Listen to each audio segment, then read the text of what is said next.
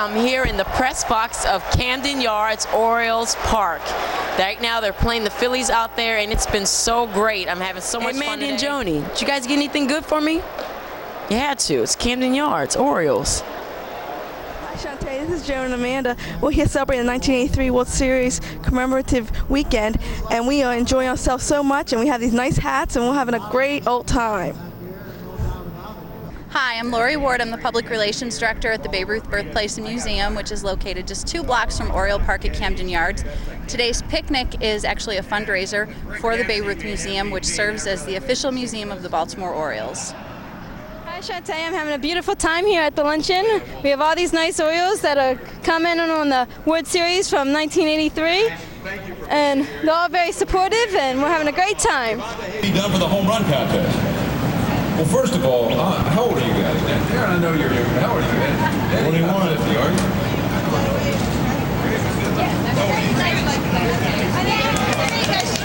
50, here's the old guys right here.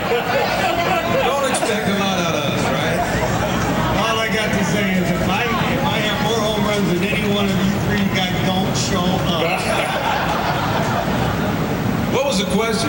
Mike, would you rather have a long drive contest? Yeah, let's get the drivers and tees the balls out at home plate. We'll drive them uptown, you know. Now, have you been stated the rules of this? What kind of pitches you're going to call for? Last weekend in Philadelphia, and I didn't hit one of them. So don't expect much tomorrow out of me. Okay, Rick, what about you now? I know you've had a chance to swing a few.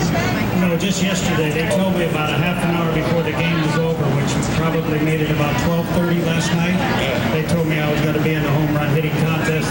You know, to be honest with you, I really do deserve to be up here with these guys. What are you laughing about, Eddie? That's right.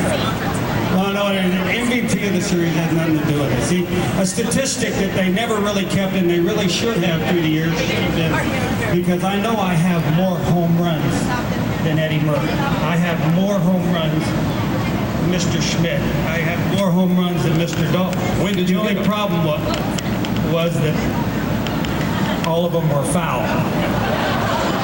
Anybody that had played with me for as long as Eddie did knows that I hit a lot of home runs foul. So once they start keeping that statistic, you better get my autograph. All right. Don't forget, about 6:40 tonight, before the ball game, these guys will be out there and putting on a show with a home run contest. And guys, thank you very much. I think Mike and Darren, you're going to stay up here. Eddie, thank you very much.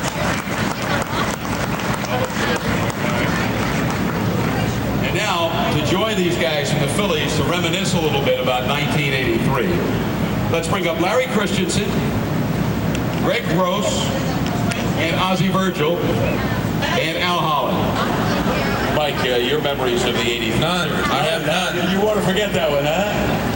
What happened in 83? I have no memories of the 1983 World Series. In fact, I have no memories of getting a hit.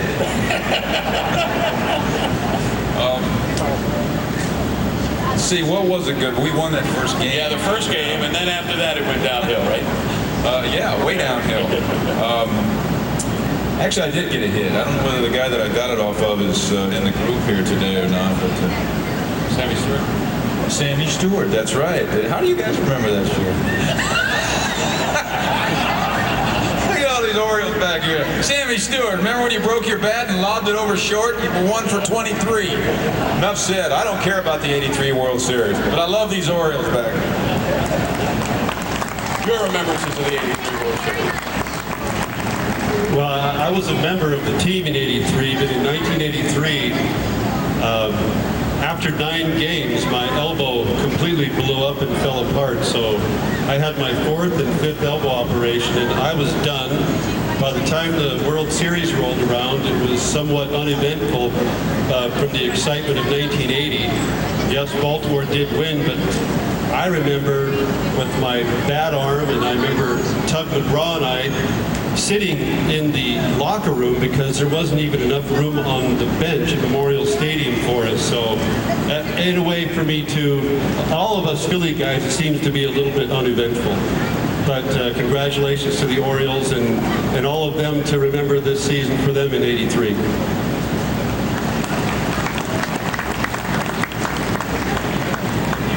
You ready, Al? Because I don't remember anything. No, what I remember was I actually got a chance to play in that World Series, and like Schmitty, he was one hit better than I was. I took a big goose egg in that series. That's why Schmitty and I are friends. I was the one guy who didn't get any hits.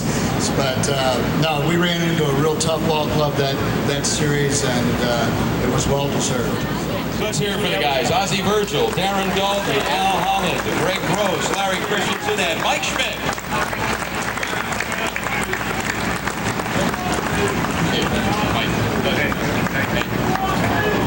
Now we turn to the guys who celebrated after those games.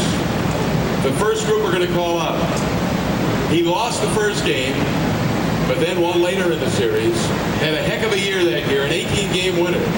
The left-hander, Scott McGregor. Scotty. We mentioned Joe Altobelli. Joe replacing Earl Weaver, and he goes to the World Series. Joe, come on up.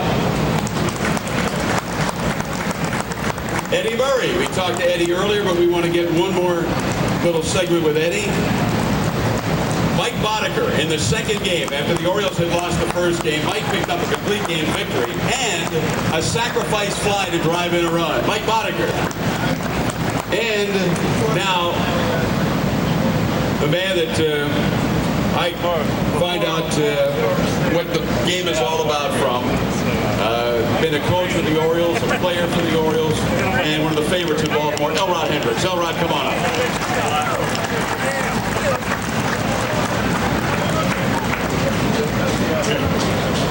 How we looking, right? Tired?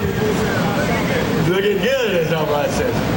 Eddie, started off with your memories as you think back to that World Series in '83. 20 years ago. Hard to believe it was that long ago. Time's definitely flying. The thing that comes to mind most, I think, I can't think of '83 without thinking of '82.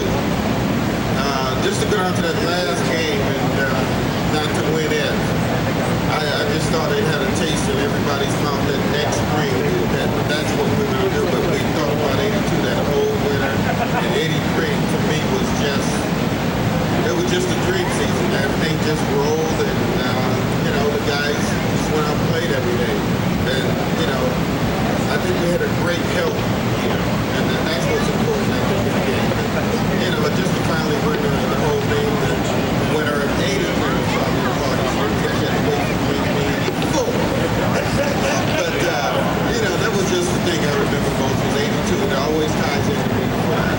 Joe, well, this team was together for so long. We all joined up in '76 when I got traded over. Eddie came up from the Southern League. By the time I got traded over, Flanny was in the rotation, Dennis, Dower. So we'd been together so long, and we knew each other. Eddie said that the team kind of rolled over from '82. I think '79 was still fresh in our minds, too. We were up 3-1, and all of a sudden, we're back into the series again, and to start off the season, Flanny was 6-0, and his knee blew out in Kansas City, and Palmer was at the end of his career, so it was my year to shine, and Bod shows up and has a great rookie year, wins 16 games, and I lost. I was the only one to lose a game in the playoffs. I let everybody else win all the games. I lost the first game 2-1 in the playoffs. We win 3 in a row, and so I figured, well, if I lose the first one in the World Series, I can pitch the clincher. So it was just a setup. Mike, Scott mentioned we are a rookie on a staff like this and on a ball club. What was it like coming in with that group that had been together for a while? Well, they made it easy for me from day one. When I signed and went to spring training, they made me feel like part of the family. This was a big family, this team was, and from the time I was with them till the time it was over, I was lucky. I was lucky Flanny got hurt. I was lucky Palmer got hurt. Hey, people will tell you that when I got called up in '83, I didn't start here. He told me right away, he says, don't give up that apartment in Rochester. As soon as Palmer comes back, you're heading back down. Thank God Flanny blew a knee out. Otherwise, I'd probably been back in Rochester. Now, what was the feeling? You win the second game, you pitched the complete game, but last night you told us on the radio that sacrifice fly that drove in a run was something that will always be in your mind. All the pitchers want to hit. All the position players want to pitch. That's just the nature of the beast. So it was fun. It was a great opportunity to get to swing the bat again. It had been quite a while, and it was just fun. Elrod, you've been around a lot of Oriole teams.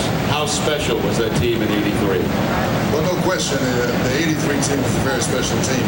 It was special in a lot of ways because we came that close in 1982, and it just seemed like one season wrapped in, two seasons wrapped into one, 82 and '83. I remember going to spring training and watching the guys go through their routine in preparation for the season. And I'm saying to myself, about halfway through, I said, you know, I think these guys have a chance because I think they're out to prove something. They got that close, and I think they wanted to win in the worst way from early the year before. And when it didn't happen, in entered Joe, and he's wrapped into one, 82 and '83. I remember going to spring training and watching the guys go through their routine in preparation for the season. And I'm saying to myself, about halfway through, I said, you know, I think these guys have a chance because I think they're out to prove something. They got that close, and I think they wanted to win in the worst way from early the year before. And when it didn't happen, in entered Joe, and he just picked up where I left off. Ladies and gentlemen, Elrod Hendricks, Mike Boddicker, Eddie Murray, Joe Altobelli, and Scott McGregor.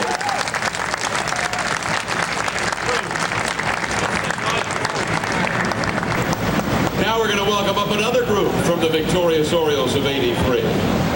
First we'll call up Dan Ford, Tito Landrum, Gary Redicky, Ken Singleton, Todd Cruz, Glenn Gulliver, Jimmy Williams, and Len Secada.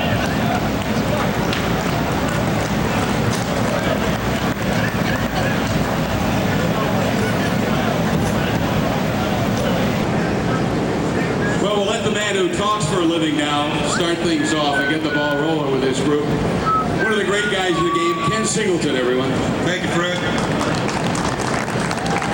There's a couple of things I remember about 1983, not only the World Series, but things that led up to it that year.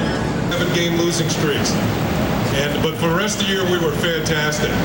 And one of those streaks was broken by a young man sitting behind me here. He's not up here with us, but Bill Swaggerty was a raw rookie in Chicago. And I remember we were looking really bad. We had lost 7 in a row, wasn't looking good. It was August the 13th. Swags came up from the minor leagues and made his major league debut that night. We won the game, and from that point on, we went 34-10. And that particular night just stands out in my mind as a turning point. Now, there were other things that happened during the year. Dan Ford was out with a knee injury, came back in Seattle, and the first game back, he hits 3 home runs. And we're all thinking it's not that easy to be out for 2 months and come back and hit 3 home runs your first game back. So those are the sort of things that I remember. But I will say this about this group of guys. They were fantastic. We were a family, like was mentioned before, and this is some of the best times of my life was 1983, playing baseball with these guys. Fantastic people. Not only good ball players, but fantastic people too. Gary, Joe Altobelli mentioned you and John Lowenstein. The numbers you guys put up, phenomenal. You don't see anything like that today. As you were going, how did you guys maintain the situation where everybody in sports seems to have an ego, but you guys shared the spotlight and performed so well? I think it was easy for both John and I, the fact that we knew how we were going to be used. I think we knew when Joe started to do that to us early on. The right-hander was pitching, John plays, and vice versa with myself. But anytime you're on a winning team like we've had, and my whole career here, I would have loved to play more, but it's easy not to rock the boat when you're on a winning team. And so, with Earl, I played a lot late in the game. If it was defense or whatever, with this pitching staff, we were always